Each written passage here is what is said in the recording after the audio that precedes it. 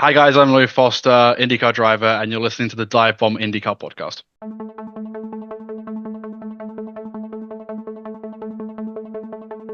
Welcome back, DIVEBOMB IndyCar Podcast, and the first official episode of off-season. For the first time since the IndyCar season ended, it is just me and Archie for this episode, and we loved all the off-seasoning episodes of last year, so of course we're going to bring them back this year, and it's even going to be even bigger and better than it was last year. We're going to have a little bit of a special segment every week.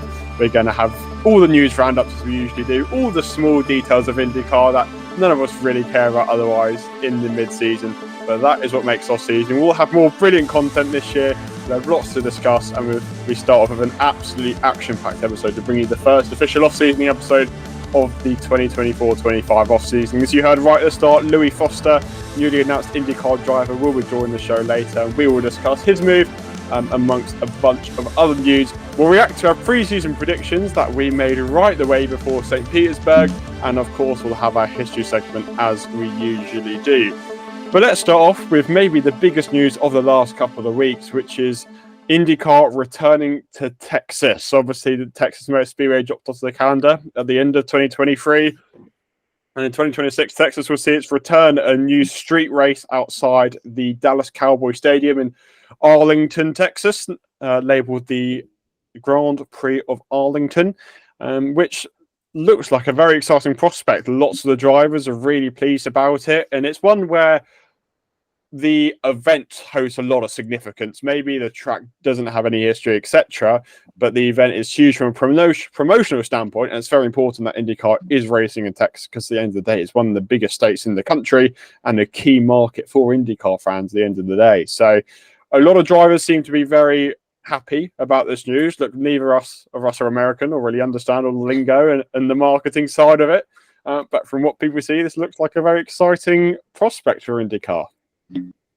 Yeah, I mean, I'll be the first to admit I was a little bit skeptical. But, I mean, to be honest, having kind of seen what has emerged since this was first announced, I do feel it could be something that's pretty big for IndyCar. You know, I've been fearful of the plan to target urban markets above everything else, as Mark Miles's comments kind of in the last month or so suggested. You know, you kind of feel like we might miss out on other things. You know, you're looking at these classic old ovals that we visited at the end of 2024. But, you know, it feels like this event is the right way to do that targeting of the urban markets. And already from what we've seen, it has the hallmarks of something that could be pretty successful.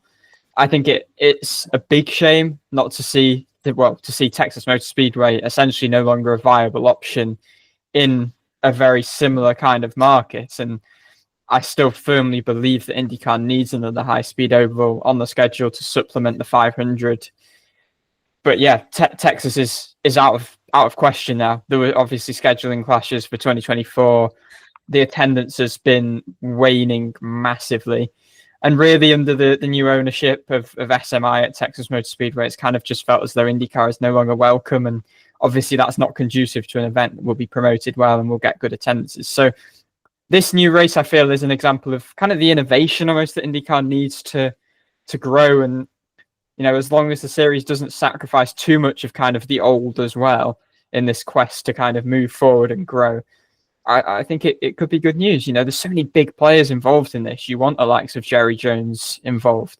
You know, owns the Dallas Cowboys. He's a powerful, influential figure in American sports. And from all that we've heard from him as well, he's a really kind of willing part of this too. And it's two huge sporting organizations over in the US involved with the Dallas Cowboys, Texas Rangers, the baseball team too. And they've really kind of been at the forefront since this announcement.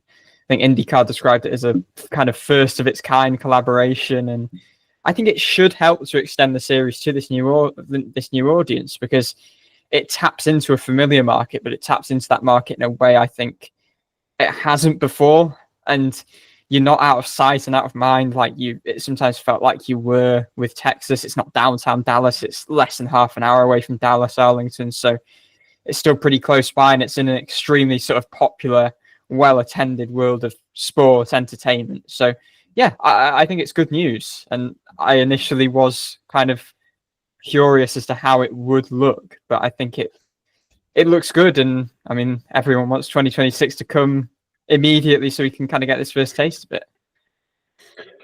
Yeah, I mean, look, I don't know really much about American football, so I can't really speak about the impact of the Dallas Cowboys. It's very like Miami Grand Prix. I'm not saying it's not a race, but it strikes me as an event more than anything else to help grow the series and extend the series' footprint. And hopefully, at the end of the day, we want more fans. There's been a lot of talk about how Fox Sports might promote this in the early days. And look, if we can build hype now ahead of a 2026 event, that's absolutely fantastic. I mean, I think the biggest result for me is it looks like the thermal might be out. So no grudges held there. I mean, just kind of to latch off the back of that, it feels like the sort of event that IndyCar doesn't have enough of.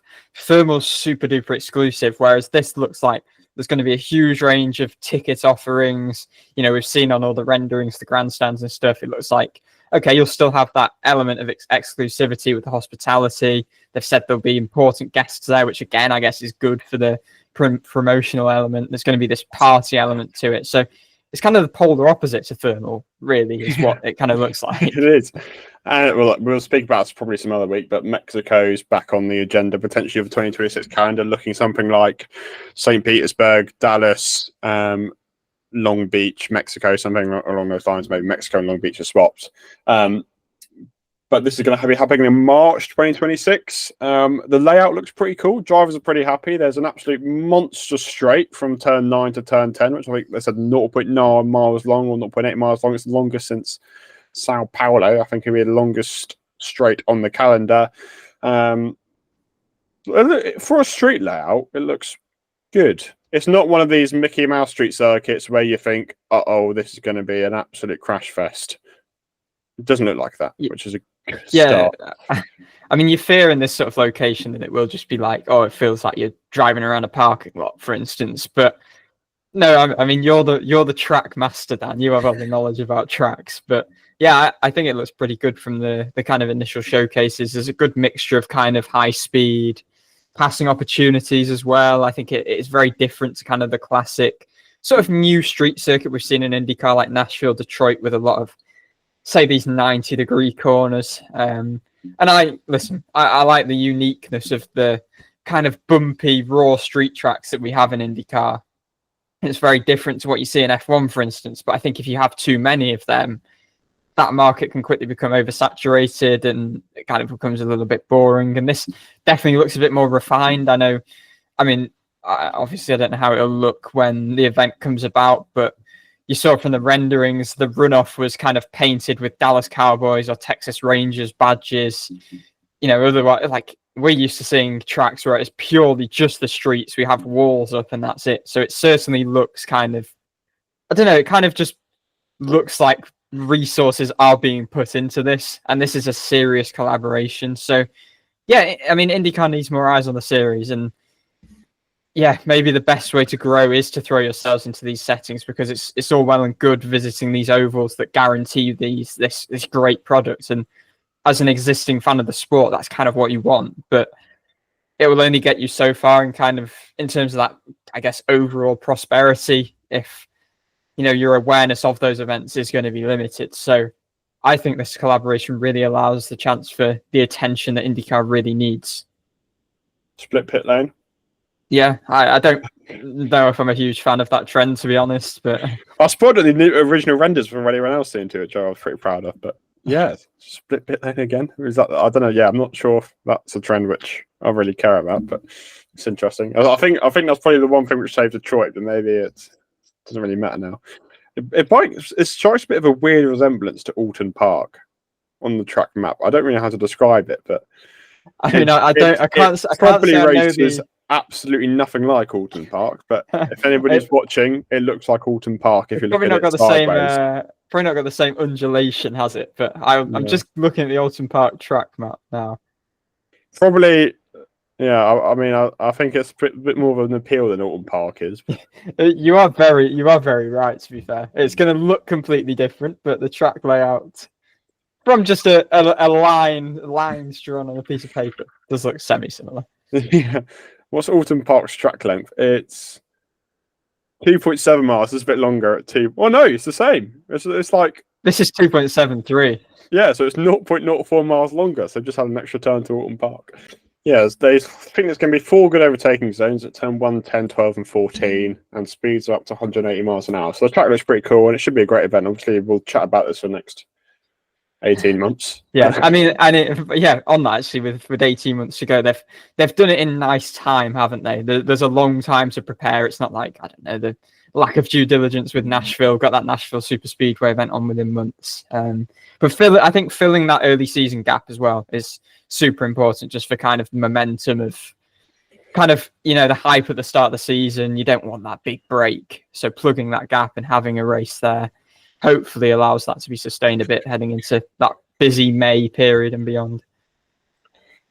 Let's go on to Andretti Global, because the news of the week is that co-founder and team principal Michael Andretti will be going into some sort of advisory role, so he'll be stepping away from his day-to-day business at the team. He said in sort of an open statement that it is a shock to people, and he sort of wants to spend more time with his family, which, makes sense. He's been in and around the sport for a good probably 40 years of his life non-stop, so you can't really blame him for wanting to take a bit of time away. But it is obviously a bit of a surprise, because it's the team that bears his name. It's the team that he has built from the ground up and had so much success if it comes to championships, if it comes to Indianapolis 500s, whatever it may be. Andretti Global is a big organisation. There are 4 drivers' championships. You've obviously got 6 Indy 500 victories as well. So it is a surprise, especially where they're looking a bit more positive compared to how they were a few seasons ago. But he's made the bold decision to step away. Yeah, I think it's major news for that fact that he's been involved with the team at the head of that team for over 2 decades. So having an Andretti family member kind of relinquish that control, it feels pretty major, doesn't it? I mean, I can't imagine they'll get rid of the name. I'd imagine they want to keep that identity. But yes, I'd be interested to see. I mean, it won't come out in the wash, I imagine, in the near future. But, what the reason is behind this, whether it is solely that he wants a bit more family time, how much it may be related to the F1 bid, for instance.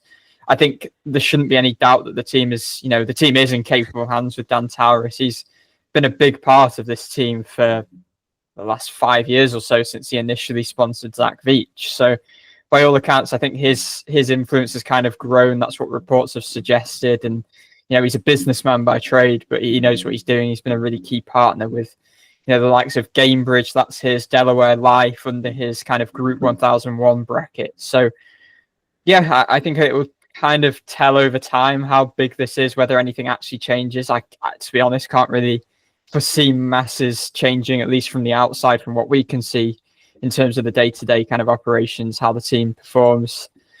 Because, I mean, what is Michael's role really like? I don't feel like his role on that, say, performance side has that been as significant as the likes of Rob Edwards, for instance. So, yeah, I mean, it's regardless huge news. I think it's very unexpected. Again, looking at reasons, could it be the charter? It seemed like coincidental timing with that. Is the friction with Penske, for instance, because that's kind of, Michael's spoken out against their ownership at points. So, yeah, big news. Do you expect much will change? No. I can't imagine. Right, he's still in an advisory role, isn't he? So he's still got some interest in the team, and you don't think that's suddenly going to turn terrible, because at the end of the day, he isn't doing the strategy or the organisational stuff. Really, that's obviously delegated to people like Rob Edwards or whoever. So, yeah, I think maybe his presence might be noticed, but you wouldn't expect a downturn in performance. You wouldn't think, because he's not the one engineering the cars or whatever. But there's suggestions that maybe one day he wants to buy the series or something. I know that's a very far-fetched claim, but he wasn't happy at the start of the season, especially around St. Petersburg time, at sort of the funding and commitment going into the series, which at some points, to be fair to him, we've said throughout the course of the season, maybe his points have been backed up by billboards or whatever it might be. So you feel like at times he's got a valid question, and he probably doesn't get on with Roger Penske from what he sort of suggested. But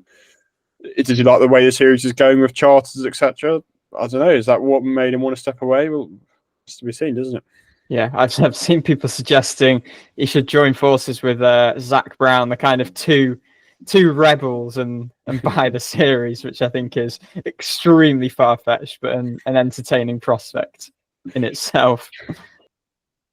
It is the end of an era for Andretti Global as Michael Andretti steps away from the team. But if you are an Andretti fan and want to remember this era or support Andretti into the future, you can always buy their merchandise. So you can do this at the Formula Model Shop website, whether that's a cap, whether that's a driver jersey, whether that's a diecast. You can find it all. The best place to get your IndyCar merchandise in the UK and the rest of Europe.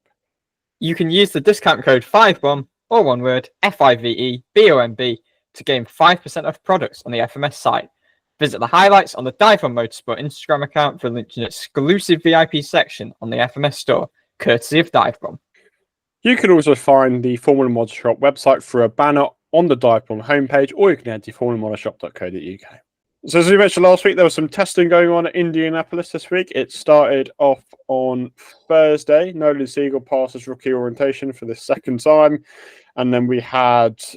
Who did we have running in the afternoon? It was Thursday afternoon was it was kind of it was the big four teams. It was O'Ward, Ericsson, Newgarden, and Pelot. That was a Firestone led test. Obviously, because next year's 500 is going to be the first with the hybrid weight, so that's quite an important process to go through to make sure they get the tyre package correct. And then Friday was every team tested. So you had your usual likes. You had Pelot testing, Newgarden testing, Rahal testing, Ericsson testing. But then we had some funkier names. Alexander Rossi was out in a very black livery for Ed Carpenter Racing. We saw Christian Lundgaard in Papaya for the first time officially. And with Aaron McLaren, we had Elio Castroneves in at Meyer Shank Racing. We had Ryan Hunter-Reay back at Dry and Reinbold Racing. We had Connor Daly at Hunkers Hollinger Racing. And most interestingly, we had Renus VK at Dale Coyne Racing. Their initial plan was to put Stingray Robin. And then at some point in the morning, we got the news that VK was stepping, which great move for Coyne. So much over experience, very strong at the 500. And he's obviously got a good taste for what it's like at the Speedway. So after the struggles this year, I think that was a pretty good pickup for Coyne. I mean, whether he gave much information, we don't know, but on the face of it, looks all right.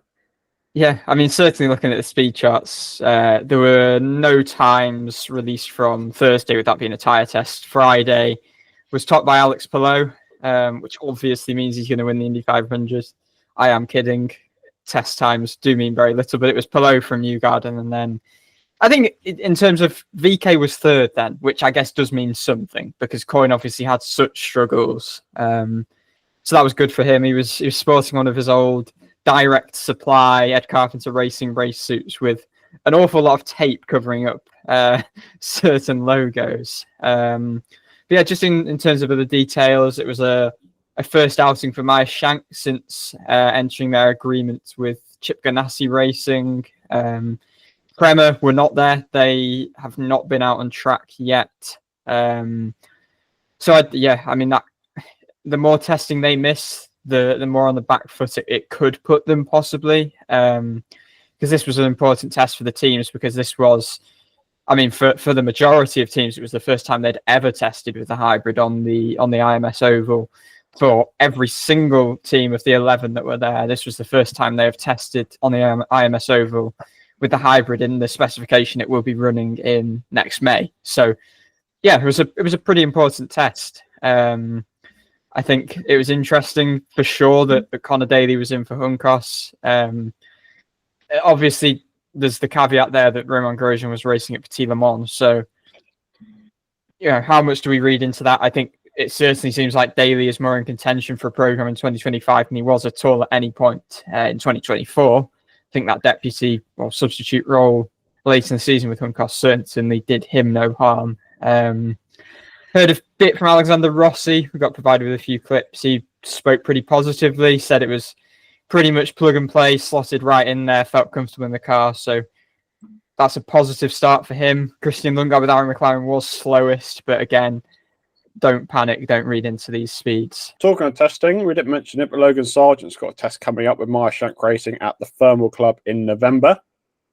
I mean, Meyer Shank didn't have any seats, so doesn't really mean too much, but he's getting his foot in the door, which I think signifies a bit more, where at least maybe he's a bit interested, does want to have an IndyCar experience. So, I mean, coming on to something we will touch on in a few minutes, Louis Foster will also be testing on that day, according to Bobby Rahal at least.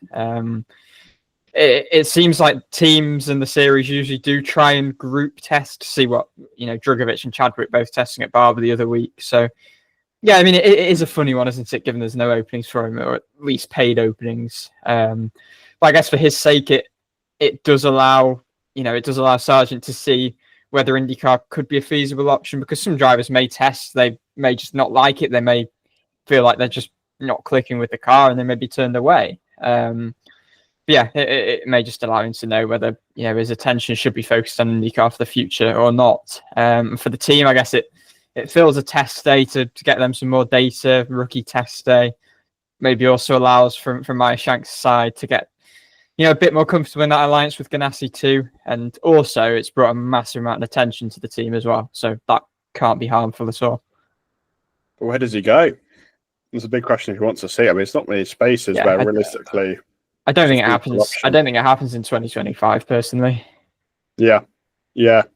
I mean, where does he go? There's not really any big seats left, especially drivers which will pay him. So, yeah, long way to go for Sargeant. But as I said, he's getting his foot in the door, which shows maybe he is interested. Like, there's obviously some interest if he's getting his foot in the door. So, maybe. I mean, I can see him in a sports car, Rob. Anyway, we can discuss that more once we actually get some clarity. Maybe once we've done the test, we'll probably circle back to this as well. So.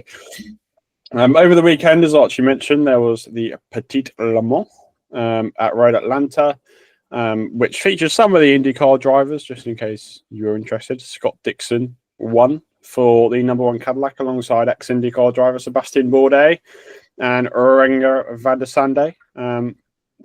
Honestly, I can't really remember anything about it, but Dixon won. I think they had a bit of a rocky race, actually. They did, yeah. Trouble with a mechanical black flag early on. They kind of fell off the lead lap. Bourdais, Van der Zande both had kind of inconsequential but slight offs at points. But then I think Dixon was the guy who really got them back onto the lead lap, started that comeback charge. And, I mean, the race ended in pretty dramatic fashion because Renger van der Zande was behind the wheel, putting an awesome move on one of the Porsche Penske cars. Porsche Penske, by the way, one of their cars, I think, was it the number 7 car, won the championship. I think they were 1-2 in the championship. More success there for Roger Penske. But yeah, great move for the win. But then the lights of that 01 Cadillac car kept flicking on and off, and that was with just minutes remaining. They came on, went off, came on. Yeah, managed to get the win in the end. So more sports car success for Dixon in just an obscenely dramatic race. Yep. Other IndyCar interest, Tom Blomqvist finished 5th in the 31 Cadillac. He was a lap down. You had Colton Herta in number 40 Wayne Taylor Racing Acura. He was 3 laps down. Hunter McElroy won the LMP2 class alongside his win in Indianapolis last month. What other names are included? Romain Grosjean. Lamborghini had a bit more of a difficult day, although I do think, I've got a feeling he might have set the fastest lap of anybody. He did. Grosjean set the fastest lap. And did we speak about their Indy 6-hour performance as well? Grosjean was good. Stormed to the lead in wet conditions in that race a few weeks ago, which was pretty cool to see. Yeah, ex-IndyCar driver Frank Pereira in 17th, ex-IndyCar driver Matthew Brabham in 14th. Some more faces from the past in here. Just looking down and seeing anybody else we remember from the day. I have a few names. Devlin DiFrancesco, I think, finished 2nd in GTD. They were in the win fight properly there. 2nd in GTD. Well, I know it's called GTD, but you know what I mean. Kyle Kirkwood, he was leading at one point, and then his car failed. James Hinchcliffe was out there. His car also, I think, had a few niggles here and there. So, I think Calderon.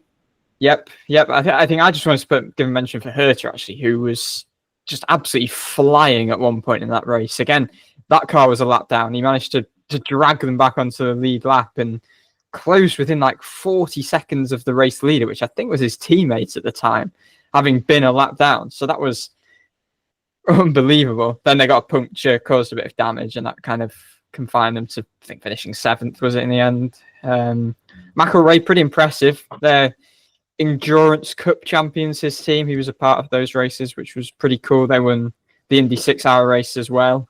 Yeah, not much more to add there. It wasn't quite as much involvement as last year. Oh, Newgarden is technically classed as a champion, actually, for his involvement in Daytona, which was minimal to say the least. I wonder. I think he did the minimum hours, didn't he? Yeah, I wonder whether he even knows that he's an IMSA champion now, but he is, technically. Yeah. Remember that McElroy tweet? It's like when you contribute to a group project, but you do absolutely nothing, and the games have an award. It's the same as Newgarden, isn't it? Off-seasoning, congratulations to Scott McLaughlin and his wife Carly and having a child. McLaughlin's tweet is very funny at putting his two-day-old baby in front of the TV at Road Le Mans, at Petit Le Mans, saying starting them early was amusing. So, never know. Lucy McLaughlin in 25 years' time, first female IndyCar champion. Who knows? Maybe. Yeah. Congratulations to the both of them. Right, so I think it's probably one of the most dramatic moments of the season, where me and Archie are going to look back at what we said in February about our predictions. So we obviously did the sort of more serious ones. Then we did the 10 absolutely completely random ones, which I don't remember most of them, to be honest. So this is and then we have a championship standing. So we'll start off with the champion. You said Scott McLaughlin, which good shout. I was a bit more optimistic and went Pato O'Ward. So you had a good shout. 1 point to you, 0 points to me. You were close. Yep. I mean, yeah. Stay tuned for my 3rd successive McLaughlin champion call. I'll say that. Yeah, I mean, not a bad guess. If I was St. Petersburg, you might be right. I was too optimistic. I think my theory was okay, but I didn't. Darren McLaren was strong enough. Rookie of the year, we both had Linus Lundqvist. I think that was fairly obvious. I'm not really taking any pride of that one. But that was a shoe-in. Well done. You said surprise is David Malukas. Yeah, no. You're trying to think of a way you can claim this, but I think... I think... Did we do this the week before his accident? I think, possibly. I believe so, yeah, quite possibly. I mean, his season was surprising. I think at that point we didn't expect it to get... It was certainly a surprise how everything unfolded, given he was supposed to be racing for Aaron McLaren and ended up fighting for wins for Meyer Shank Racing. So, that's surprising. I mean, it's worse. I put Pietro Fittipaldi. I think it was probably the least surprising driver all year because he didn't really do too much. So, I'm not proud. That's not as bad as Jack Harvey, but it still isn't very good. Best transfer driver, I mean, the answer is Rosenqvist. You put Ericsson, who arguably was maybe the worst, bar Rob. More to find. I put Malukas, who I guess was a good transfer driver, just not the team I was expecting. He made an extra transfer. Yeah, exactly. Most improved, you both said Herta. I think we did a cracking job there. So well done. Very strong. Indy 500, you put Kirkwood. I put Pillow. Again, this isn't really right. You're guessing an individual race, really. But I was so adamant from the moment that he ended up upside down in 2023, because he was charging at that point. Kirkwood was my just absolute pick from that point. So yeah, didn't quite work out. He had a decent day, I think. But the winners, right? You ready to do some maths here? We both said Pillow. We both said Dixon. I say you get -1 point if you get one wrong, because that de-incentivizes you from picking about 100 winners. So we'll have a net gain. We both put Pillow, Dixon, Newgarden, McLaughlin, Power, O'Ward, Herta. So that's all 7 points to us straight away. We both put Kirkwood, so that puts us down to 6. We both put Lundgaard, that puts us down to 5. Then I put Lundqvist and you put Ericsson and Rahal. So I was +4, you were +3. Okay. I think you're a bit too optimistic. I like that point system, to be fair. Yeah, I think we got all the winners though, didn't we? There was no one who won a race who we didn't predict to win a race. Okay, that's positive. Think. So, yeah, no, we did. There's 7 winners and we predicted them all. So, good job. Good job. I know we said do the random ones. We didn't quite estimate how much work we have to do these to work these out. So I'll come back to those another week, and the same with the future, because they will be quite fun. But what we will do is we did those championship standings. Okay, so we predicted 26th to 1st. Obviously, Coyne hadn't announced yet. So we're going to see how those stacked up. We're going to make a point system for this, Archie, okay? So what I'm thinking, 1 point if you're within 5, 2 points if you're within 3, 3 points if you're within 1, and 5 points if you're spot on. If that makes sense. Have you got that mentally prepared? No, hold on, let me write this down. Let's write this down. Awesome. So for the sake of calculations, anyone who we couldn't have predicted, let's say Nolan Siegel, for example, or let's say Connor Daly, we'll pretend they didn't exist this season and we'll just take them out of the standings because otherwise it would be impossible. So we'll go bottom to top with the ones we predicted. So as we said, 5 points, 1 point if you're within 5, 2 points if you're within 3, 3 points if you're one off, and 5 points if you get it spot on. So we only had 26 drivers to predict. So the lowest of them was Ed Carpenter. That is 5 points to us both, Archie. Cool. So do you want me to write these down as we go along? Or... I've got them written down. So you've got them. Okay, that's fine. Yeah, you'll just have to total up the points. So obviously we knew Carpenter and Rasmussen were both going to be doing a part-time schedule, but ahead of Carpenter in the championship was Blomqvist. So Blomqvist would be 25th in our standings. I predicted him 21st. You predicted him 22nd. So that would be 2 points for you, 1 point for me. And ahead of Blomqvist from our early season predictions was Augustine Canapino. He would be 24th in our list. Obviously got dropped halfway through the season. I predicted Canapino 20th, and you predicted Canapino 23rd. So you were 1 off, which is pretty impressive. And I was some 4 off. So that was a bit of a nightmare. Then 23rd in sort of our mock standings, and this sounds really weird, would be, Harvey wasn't announced, so it would have been David Malukas. Well, I put him 13th and you put him 14th. I don't think we expected it to work out how it was, but that's obviously going to be a 0 for us both. And then in our standings, what would be 22nd would be Christian Rasmussen. We both put him 25th. Obviously, I'm expecting him to do a part-time schedule, so that was us. Our predictions a bit scuppered there, which isn't ideal. Very well. Then the equivalent, and now it's all the drivers actually did the full season. So 21st would be Kiffin Simpson. You put him 21st in fairness. I put him 23rd. So that's 5 points for you and just a 2 for me. And 20th, we put Stingray Rob. I put him 24th. You put him 24th. So that's a point each. 19th in the standings was Pietro Fittipaldi. I somehow put him 15th. You put him 19th. Spot on. Fair play. Graham Rahal was 18th. I got that bang on. You said he'd be 15th. So that's 2 points and then 5 points for me. Romain Grosjean was 17th. I said 19th. You said 18th. So 3 for you, 2 for me. But that wasn't bad guessing. Linus Lundqvist was 16th. I put him 12th. You put him 12th. So that was ambitious. That was ambitious. Ericsson was 15th. We put him... I put him 10th and you put him 8th. So I get a point out of that, which is all right. Armstrong was 14th. I put him 14th and you put him 13th. So that was pretty good. 5 for me and then 3 for yourself. Rinus VK was 13th. I put him 16th and you put him 17th. So that'd be 2 for me, 1 for yourself.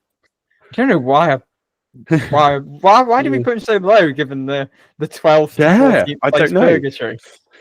Felix Rosenqvist was 12th. I put him 17th and you put him 16th. So that's just the point each. Christian Lundgaard was 11th. I put him 8th. You put him 10th. So that's 3 for you. And then 2 for me. Alexander Rossi was 10th. We both put him 11th. So that's 3 points each. Fantino Ferrucci was 9th. We put him 22nd and 20th, respectively. Oh, wow. So, yeah, that's really the ones we're going to get the furthest off. I mean, that again, that kind of shows how impressive his year was, I guess. Yeah, it really does. Newgarden was 8th. We put him 3rd each. So, yeah, that's not great. It's a point for us each. Kirkwood was 7th. I put him 9th and you put him 5th. So we were either side of the equation, but we get 3 points each for that one. 2 points each, my apologies. Scott Dixon was 6th. I predicted him 5th. You predicted him 4th. So that's 3 for me, 2 for you. O'Ward was 5th. You put him 6th. I put him 1st. So that's 3 points for you, 1 point for me. We've gone to Will Power, who was 4th. I predicted him 7th, and you predicted him 9th. It's a bit harsh. It's 1 for you. What was I thinking? 1 for you and 2 for me. Scott McLaughlin, I put 4th, you put 1st. So that's 3 for me and then 2 for yourself. Colton Herter, we put 6th and 7th respectively. So that would be 1 point each. And Alex Pillow, we both put 2nd. So that would be 3 points each.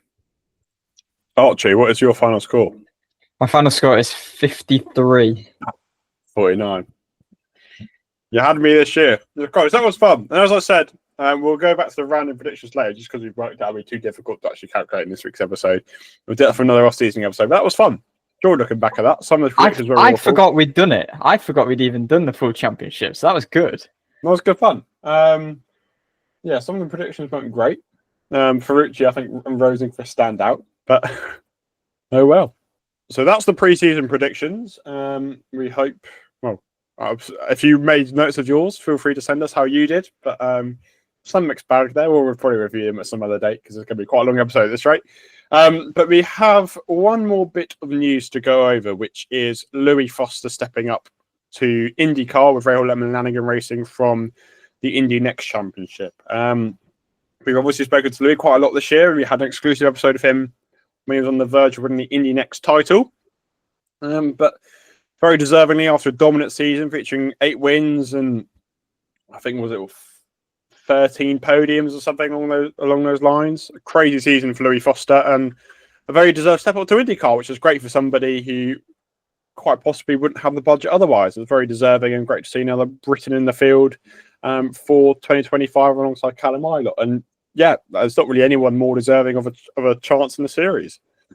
Yeah, it was 8 wins, 12 podiums, and 11 successive top 2 finishes to end the year, which I think in the end was just a bit of an irresistible prospect, wasn't it? I think it's a fantastic move from the team side, from his side as well. Of course, it's brilliant, I think, to see that pathway just being allowed to work from Indy Next up to IndyCar and not just seeing, say, drivers coming from F2 taking most spots. I think it's abundantly clear just how high the RLL rate Foster. And I think the fact it's a multi-year deal, that shows a lot of faith, and also the fact that they were willing to come to a compromise from financial standpoint as well, obviously with Louis not being a driver who brings a full season of budget, for instance. So yeah, ultimately it would have been a bit of a travesty if Foster, being one of the most dominant Indy Next champions that we've seen by 122 points, if he wasn't in the field, that would have been pretty bad news for that pathway. So yeah, as you'll hear in the interview coming up, I'm really impressed with kind of his approach going into the year. I think he's already truly getting down to business. He's not resting on, I'm a champion now. He's ready to start all over again. I think the fact it's a multi-year deal, super important. I think that's something that wasn't really a consideration in his kind of desperation just to get in the field. So that's good, really alleviates some pressure.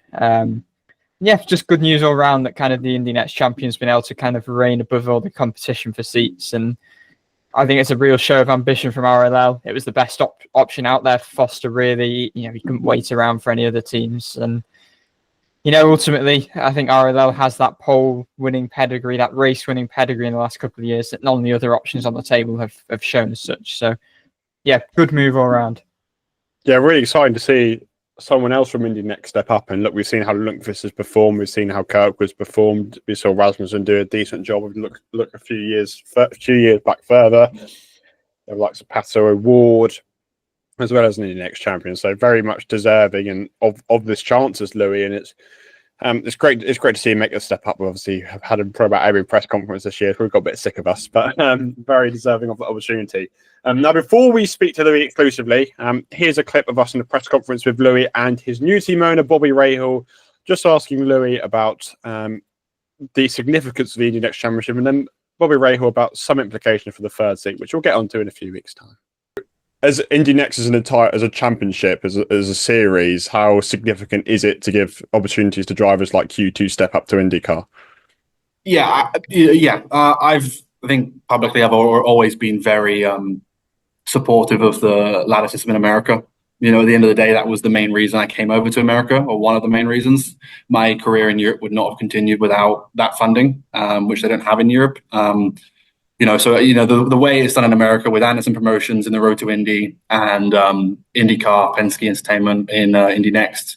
You know, at the end of the day, black and white, honestly, without that, I wouldn't be where I am today. So obviously all my thanks to everyone who's helped put towards these prizes together. I think Indy Next as a championship, as Bobby said before, you know, it's raised really good drivers out of it. And I'm hoping that I can add to that list. You know, you've got Carl Kirkwood, Pato, and obviously more recently you got Rasmussen and Lundqvist, you know, and they've all had a successful few years in IndyCar. So, you know, I'm hoping to add to that. You know, we go next year to the big circus of IndyCar, and, you know, it's the same tires. There's only one or two tracks that I haven't been to. So, you know, I feel very prepared to be able to make that step. I feel ready for it, having already driven an IndyCar a year ago.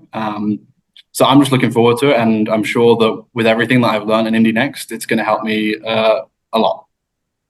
Thanks, Louis. And just heading over to Bobby, you've obviously got Graham in the car, and he brings that experienced head, whilst Louis is sort of this exciting young rookie. So what are you sort of looking for in your third driver? Well, I think that, I mean, let's face it, there aren't, I don't know if there's any what I would call, you know, real veterans, you know, out there available. You know, you perhaps have Connor Daly, but most of the opportunities are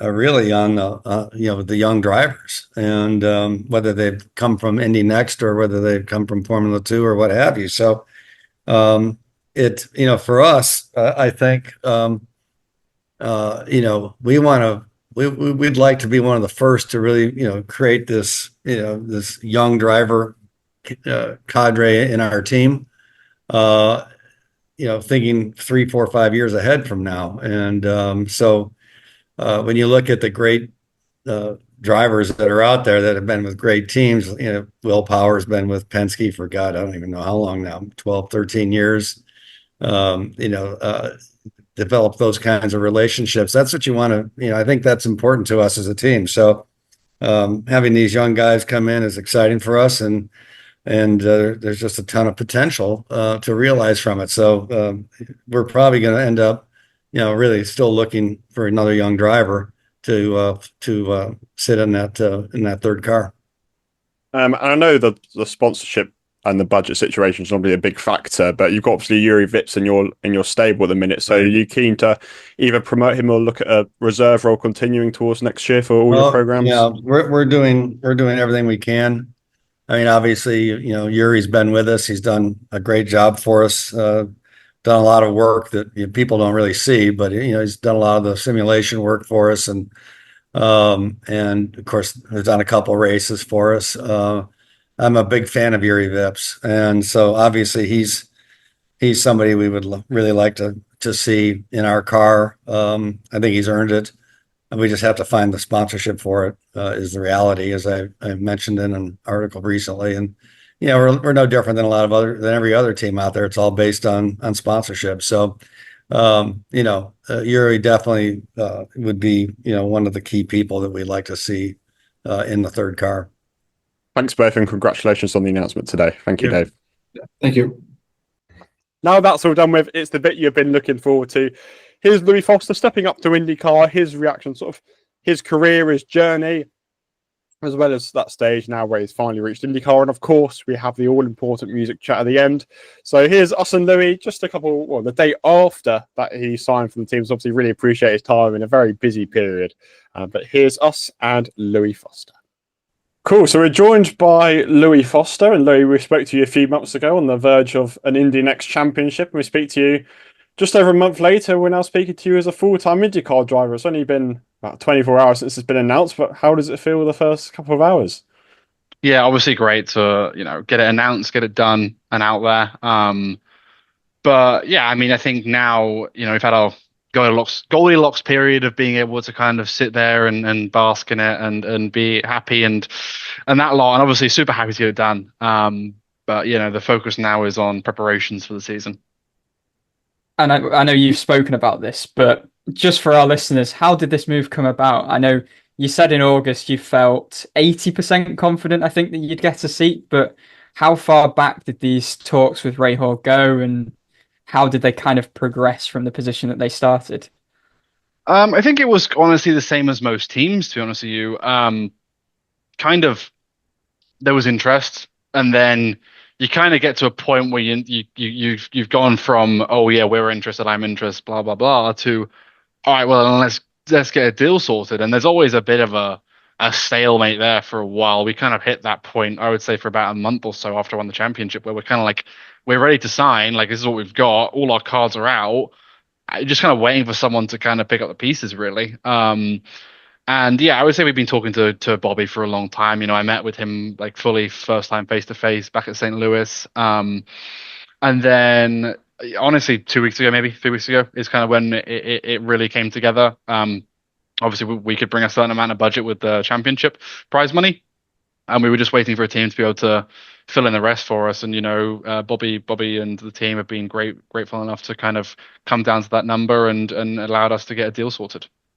And was it a case of you having like multiple different options on the table, or kind of was it ever at a stage where you were thinking, okay, if this one thing doesn't work out, then there's doubt now over, whether you'd be in the field, or were the kind of multiple things on the table for you? Well, a funny story. About half an hour before we got announced, I got text from a different team manager asking about things. I was like, "Oh, well, sorry, buddy, you're gonna find out in obviously half an hour." But yeah, so I think there were other options. Don't know where they would have gone and what those deals would have looked like. But at the end of the day, I wanted to be in IndyCar. I wanted to get it done as soon as possible. I think, from my perspective, Rahal was the best option that was available this year for me, really. And I've got great faith in the team. They're a good organization. They're really showing potential, and I really hope to grow with them. And kind of as the driver, how involved are you in these talks, or is it kind of you delegate that to other people? Yeah, I think it depends on the driver. Obviously, myself personally, I'm lucky enough to have a great group of people around me.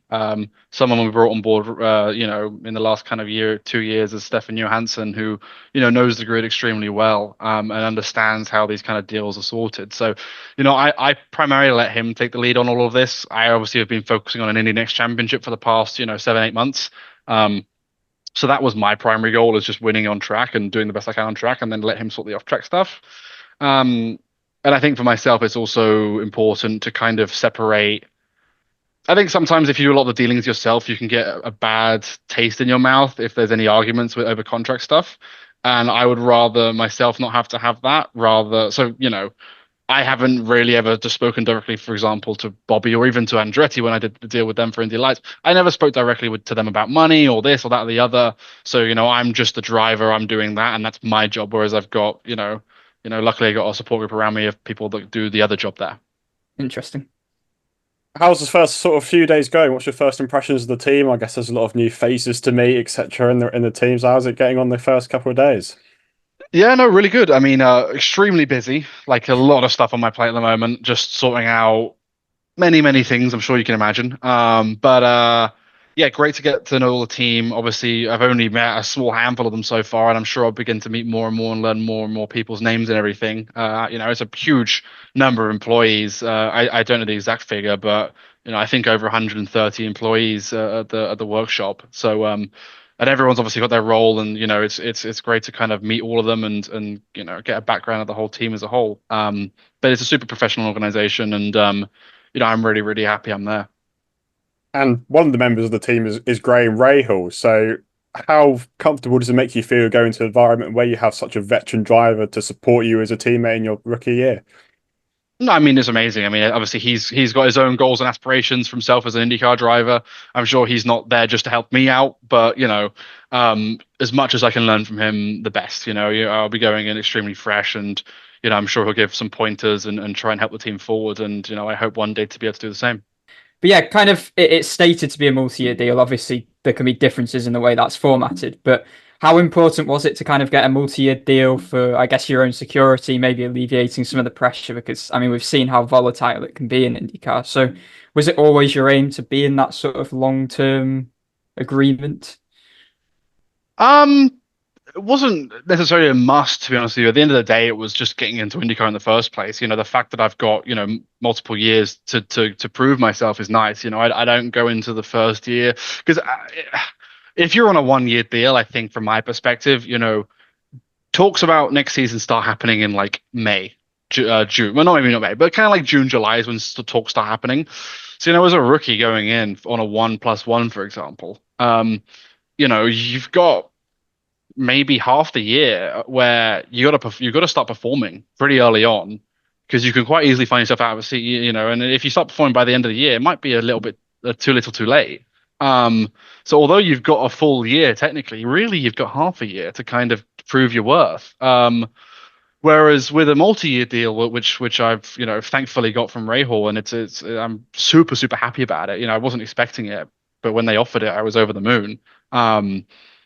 Yeah, it gives me just more time and more security. It allows me to have a full-on rookie year without that pressure and really, learn as much as possible without making stupid mistakes from all the pressure mounting. So, yeah, I think from my perspective, it's a really, really positive thing. And as you kind of say, the team has shown a lot of promise. I think, especially on road and street courses, ovals. There were some good oval races. There were some where they probably struggled, and I think they'd be the first to admit that. I think you said yesterday that you kind of were thinking, the dream season would be podiums, top fives. But do you think that's realistic? What sort of expectations are you kind of setting of yourself? I honestly, to be honest with you, actually, I have no idea. I think take it as it comes. I mean, they've had Christian won a race in 2023 at Toronto. Graham's had some good qualifying results this year, as well as obviously Christian. And then I think they got a podium at IMS this year with Christian as well. So, you know, I I need to take it as it comes, see what happens.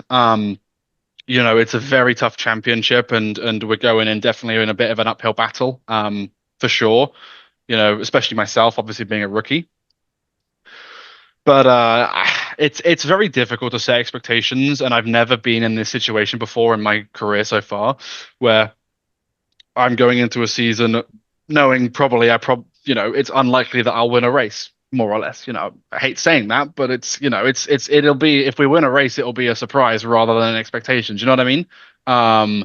A very nice surprise, albeit, but every other year we've always gone in with like, oh, let's win the championship, because we've always had the ability to do that. So it's so difficult for me to sit here and give expectations, because I really don't know. I think we're going to have to start racing. I need to have more discussions with the team themselves and see what their expectations are of me, and that will give me a better understanding of what we're working towards. But at the time being, yeah, I think if I can come out of it, I think obviously want to try and get Rookie of the Year. That's going to be obviously the main goal for the season. Get the Leaders Circle money obviously as well for the team. That's going to be quite important.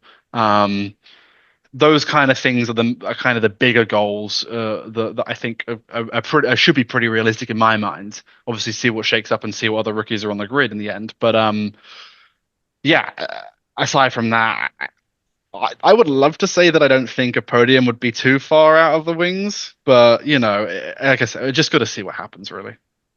That sort of links into my next question a bit quite nicely, because Linus Lundqvist had, similar to you, great first season, the next won the championship season 2. The start of the season, he sort of said it was much harder than he expected the first few races. So is it a case of the first few races you need to stay grounded and not get too ahead of yourself if you aren't at the front like you've used to be in your career for the last 10 years or whatever? Yeah, I think that's again to do with expectations. I'm not going to be going into St. Pete expecting a top 6. You know what I mean? I think again it's going to depend on testing, and like I said, I need to still chat to the team. It's super fresh now, and I'm still learning everyone's names and all that. So, once I think I get kind of towards February, and we've done a few tests with the team and really understand each other and have a really serious conversation internally about what our goals and aspirations are for the year and what we want to. What would come this time next year? What would we look back on and say that's a good year? What do we need to achieve for us to go good job? Do you know what I mean? So I think that's a conversation that I need to have first before I can really answer that properly. But yeah, we'll see what happens in St. Pete. I think if I can qualify in, top 12, that sounds like really good to me. Happy with that. Again, I think that's going to be very hard. So I think realistic expectations are just to learn. I think that's the point of a rookie year, is just learn as much as possible and build on that progress to year two. And then the simple question, what are you most looking forward to about the opportunity? I know you'll probably say the entire thing, but are there any kind of specifics that you're most looking forward to? I think obviously being part of the big show. So yes, I guess the whole thing. Um, but some of the greater race events of the year, 500 Long Beach, stuff like that is going to be pretty special for me. I think kind of just learning from the team and getting to know the team. Really, I take a lot of joy and pride in really gelling with teams and kind of really getting close and getting everyone to work hard towards one goal. That's what I really enjoy doing as a person, and I think that's going to be, if we can really get it to work, I think that would be quite special for me, and that'll be a nice thing to do. But yeah, honestly, it's kind of the whole thing, really. I mean, it's just the whole process of it all. Just getting started. I'm hopefully going to have a test in the next kind of month or so, and with the first test with the team, and just getting started and getting going, getting the ball rolling. I'm just excited to see what we can do. Sort of alluded to it. 227 days today is the 109th running of the Indianapolis 500. I know you haven't had too much time to process it, but what's your thoughts going into that? Um, None at this point in time. It's just, like I said, I haven't really thought about it yet. I'm sure it will hit me closer the time I come to it, once I've done my rookie testing and the rookie orientation stuff. It will start to sink in more, but obviously it's the biggest race in the world, so it's going to be an insane experience as a driver. So yeah, that'll be definitely the highlight of the year, I'm sure. And how prepared do you feel right now? Because obviously you've been over in the US now for 3 years. We kind of discussed that last time. You've had a couple of years in Indy Next. How prepared do you feel? Anything that you are envisaging that is going to be a big challenge in particular? Um, I think again, it's too early to tell what I'm expecting challenge wise as well. Challenge wise, I think just take it as it comes, really.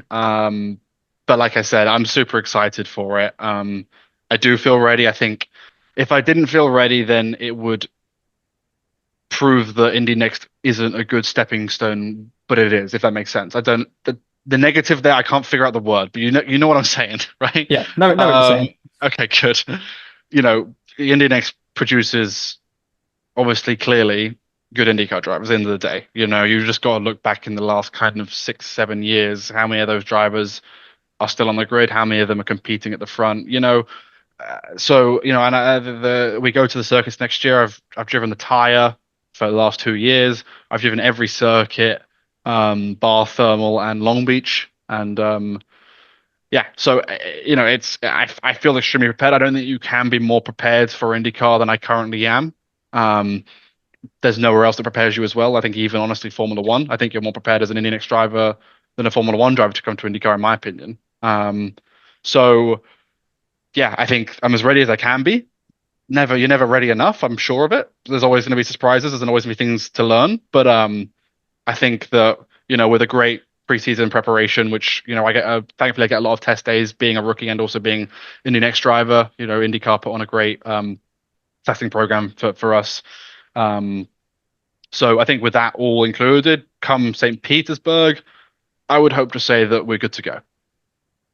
So a couple more serious questions. I know you probably don't know the specifics, but what does the timeline kind of look like at the moment through now to St. Pete? Like, how much time do you plan spending at the shop? Are you taking time off? How much time in the sim? I know sim days are restricted possibly a little bit, but what does it look like now the next sort of 4 or 5 months or so?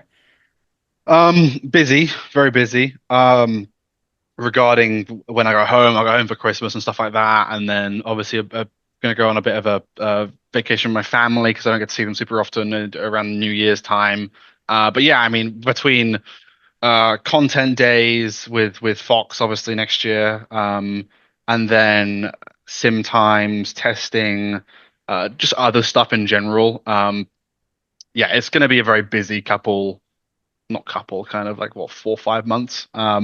So yes, I don't know exactly. We haven't again. I've been signed for what 60, no 20, 30 hours maybe, whatever. Not very long at all. So it's still kind of getting my email set up and getting this, just getting the foundation set so that we can progress on from there. But I'm sure they're going to put me to work, which is what I'm here for. So next year, you're going to be on the same track as Scott Dixon, for example. He's winning before we were all born, I think. So that shows how good he is. The likes of Will Power and so many other top drivers. So how looking forward are you to competing against sort of these guys? People, I guess you sort of grew up admiring. Yeah, no, exactly. I mean, they're all wonderful guys, on and off track. Especially, Scott and Will. Very supportive of the youth. So yeah, to share a track with them will be awesome. Really get to see, you know, what makes them so good. I think again, as a rookie, it's about being a sponge and learning as much as possible. I think the career suicide you can do is go in egotistically. Although I am the Indy Next champion, kind of a nobody almost in IndyCar in a way, and that's the way I kind of see it. Is like it's obviously coming off of the feeder series champion is a big thing, but it's back to ground one. It's back to square zero. It's back to being a complete and utter novice in IndyCar, and that's the mindset that I'm gonna take. Because that's what's worked for me my entire career and got me to here. So, I'm not going to change it. And there's people in the industry that know tons more than I do, and it's all about learning from them and just really, applying myself to everyone and seeing what we can do at the end of the day. And going away from sort of racing questions, just to get to know you a little bit more, what do you sort of spend your time away from the track doing? Give some information that people might not know about Louis Foster. What do I do? Obviously a lot of training, which is, not the most fun thing in the world, but that's what it is. It's kind of part of the job. So yeah, a decent amount of training, a decent amount of sleeping, which is nice. I need a bit of sleep. And then yeah, I mean, kind of when I'm back here, honestly, a lot of organizing stuff at the moment at least. But if I got some free time, maybe throw on some Netflix or hop on my sim for a little bit and do some racing on my sim, play some video games, just kind of pass the time really. But it seems increasingly more and more as you go up the ladder, you have less and less time to do that. So it's a bit more of a full-time job with, all the stuff that's going on. So. And kind of following on from that, are you interested in any other sports, whether playing or watching? I tend not to watch a ton of other sports just because I don't know. I never keep track of what's going on or when this game is or whatever. So I usually watch like highlights, I guess. But I think my probably favorite sport outside of racing is rugby. I grew up as a rugby lad from a rugby school, so I kind of did that when I was young. I had to stop because I kept breaking fingers and collarbones and stuff like this. So I can, it's hard to race a car when you've got a broken collarbone. So we stopped doing that at a young age. But yeah, rugby is one of my favorite sports. And then coming over to America, I mean, they're all quite fun. I think probably my favorite is probably basketball. Watching the NBA is quite fun to watch. And I'm getting more into football, American football, the NFL, getting more into that. But that's it's tricky to love it as much as they do in America when you're a fan of rugby so much. So it's kind of, I'll always view it as second fiddle to rugby, but it's a really fun sport to watch. Yeah, picked any teams yet? Honestly, probably just like the one in Indiana, the Pacers. That's it. No, Pacers is NBA. NBA, Colts is NFL. Colts is NFL. That's it. Yeah. So yeah, the Indiana one. Yeah. I mean, I have no other place to watch, so it's like I'm not going to go support like I don't know Florida when I can't see any of their games. So yeah, I want to go to a football game at some point. This football season. Are you much of a football fan, as in our football, or? Honestly, no. Yeah, I get asked this question a lot. I never watched it as a kid. I had all of my mates in when I was at school were all massive fans of Liverpool and Arsenal and whatever. But I really have never really cared for much. I mean, I played FIFA as a kid all the time, but I've never been a big like Premier League or Champions League guy, to be honest with you. With all the IndyCar drivers who appear on the show, not necessarily all the guests, we asked them to add 2 songs to an IndyCar driver playlist. Now we can officially call you an IndyCar driver. It's your turn to pick 2 songs to our playlist. Okay. That's the privilege you get now. This is the biggest thing about being an IndyCar driver. Right, let's have a look at my my Spotify, shall we? Because I can't think of two off the top of my head. We'll do Toto. Sorry, Toto Africa. Yep. That one's a good one. Love that one. And then we'll do yeah, exclamation mark by Usher. Well, a few of the drivers, especially Callum Ilott, he was speaking about he's really got into country music since going over to the US. Is that something you have at all gained an interest in or not? A little bit. I do like the sound of it. I still have yet to get into it. Like I wouldn't mind like whenever it plays, I'm not like turn it off. Like it's cool. I like the music. But to say I sit there in my car myself and listen to it, no. Let's put it that way. But no, I do enjoy it, and I think it's got a lot bigger as well over the last kind of 2 years or so. It's got pretty massive. It's kind of almost become pop in a way, as in, very popular to listen to. And yeah, I think when you're in places like Nashville and Tennessee and Alabama and stuff like that, it's a lot more common. So yeah, no, it's fun music to listen to for sure.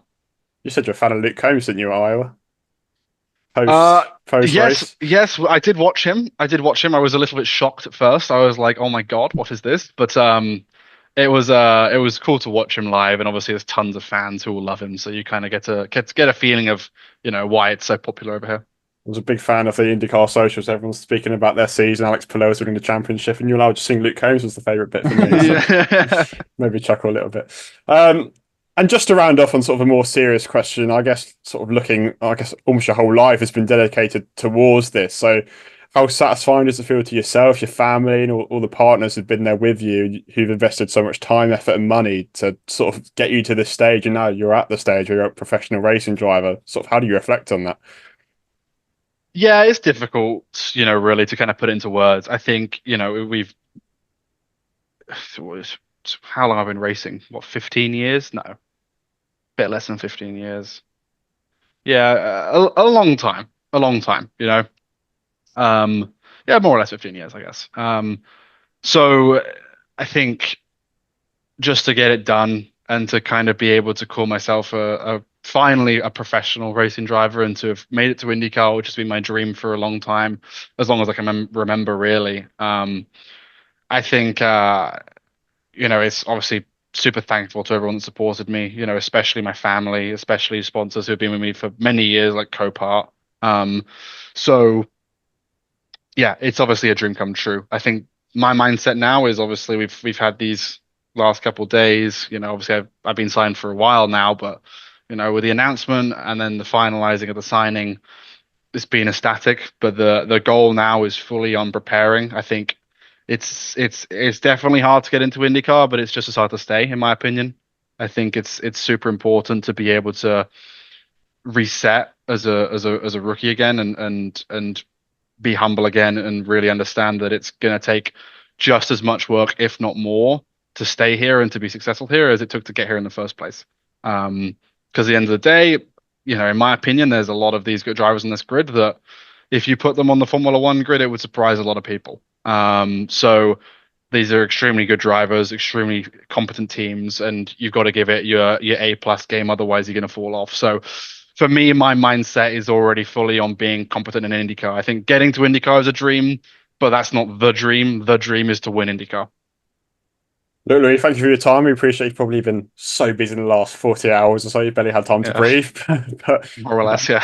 Yeah, we thank you very much for giving up your time for us. Hopefully viewers who enjoyed, and look, we can only wish you the best of luck for the season ahead. It's obviously great to have another Brit in the field full time next year. So best of luck for next year. I know it's still a very, very long way away, unfortunately, but we're excited to see you race and best of luck. No, appreciate it. Thank you, boys. Appreciate it. Yeah, we hope you enjoyed that chat with Louis. I mean, we certainly enjoyed it. But just to round off the episode is our history segment.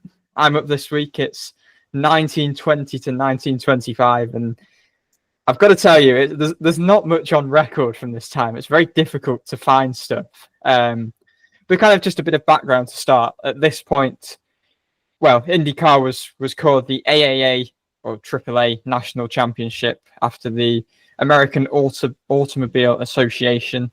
That was its sanctioning body through that. Well, essentially from the beginning through the wars up to the mid-50s.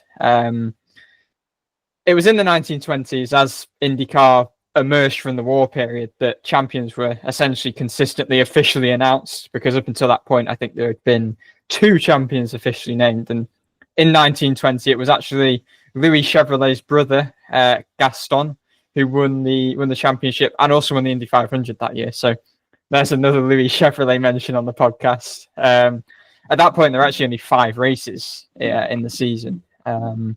He won that 500 without changing tyres, which is an interesting nugget. But that was also the year where the 4-lap qualifying runs were born at Indy.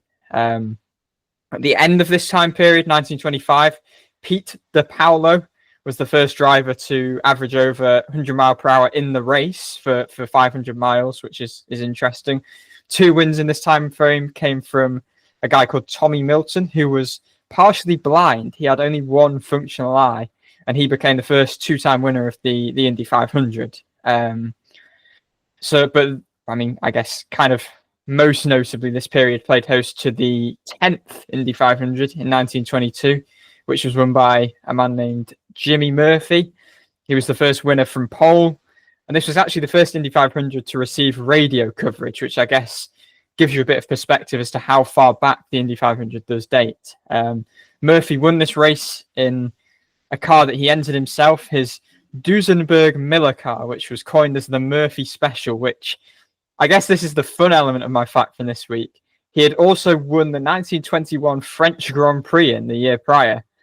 Imagine that, Joseph Newgarden, the year before his double Indy 500 win, going and winning the British Grand Prix in the same car, which is, he was, at that point, Murphy was also the first American to win a European race. He won this particular Indy 500 in 1922 by 3 minutes, which I guess at the time wasn't that big a margin in the scheme of things when you consider, as we've said in previous weeks, races were taking around 10 hours to complete. There's a bit of controversy. Some claim that he led every lap. Others, including the official records, claim he led 156 of the 200 laps.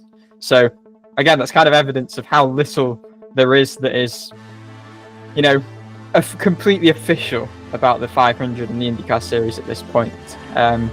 Yeah, that's my segment from 1920 to 1925. A 2-time blind in 1 eye Indy 500 winner, and guy winning the Indy 500 in a car that he also won the French Grand Prix in, the first winner from pole.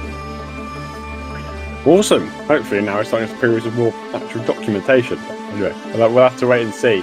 But that's all we've got time for this week. Obviously, we really appreciate Louis in his time. We really hope that you enjoyed the episode, as well as all the different news and predictions that we wrapped up. So next season remains to be seen. We have no idea. That's the off-season spirit we have. No idea what's on next week. Stay tuned, because you will have something without fail. But for this week, thanks very much for watching. Thanks very much for listening, and we will see you